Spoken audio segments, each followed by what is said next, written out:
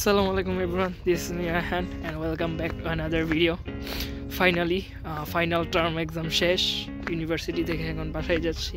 তো পিছনে দেখতে পাচ্ছেন যে স্নো, প্রচণ্ড ঠান্ডা, -5-6 ডিগ্রি হবে, হাত জমে যাইতেছে। তো যার জন্য ভিডিও করতেছি যে যারা ফার ইস্ট ইউনিভার্সিটিতে অ্যাপ্লিকেশন করবেন বা করার ইচ্ছা, এখনও ডেডলাইন আছে। জানুয়ারি 10 তারিখ পর্যন্ত মার্চ ইনটেকের ডেডলাইন আছে অনলাইন অ্যাপ্লিকেশন। তো আপনারা যারা ইচ্ছুক তারা অনলাইনে অ্যাপ্লিকেশন করতে পারবেন।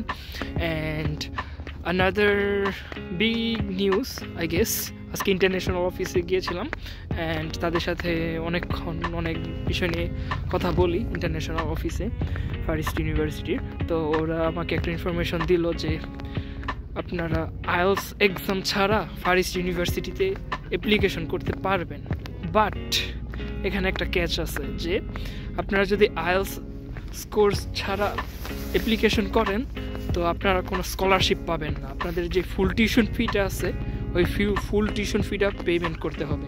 অ্যান্ড যখন ভিসার জন্য দাঁড়াবেন ওই ক্ষেত্রে কি আপনাকে আবার আইএলস দিতে হবে, আইএলস স্কোর নিয়ে আপনাদেরকে ভিসার জন্য দাঁড়াতে হবে, দ্যাট ইজ ম্যান্ডেটরি।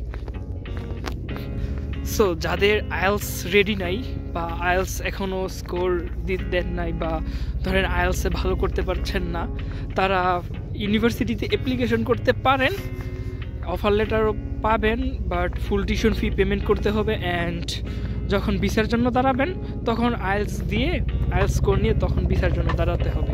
তো যাদের ব্যাংক প্লাস ডকুমেন্টস সবই রেডি কিন্তু আইএলসে মার্ক আসতেছে না, তারা চাইলে ফার ইস্ট ইউনিভার্সিটিতে এখন অ্যাপ্লিকেশন করতে পারেন মার্চ ইনটেকের জন্য। 10 তারিখ পর্যন্ত ডেডলাইন আছে জানুয়ারি।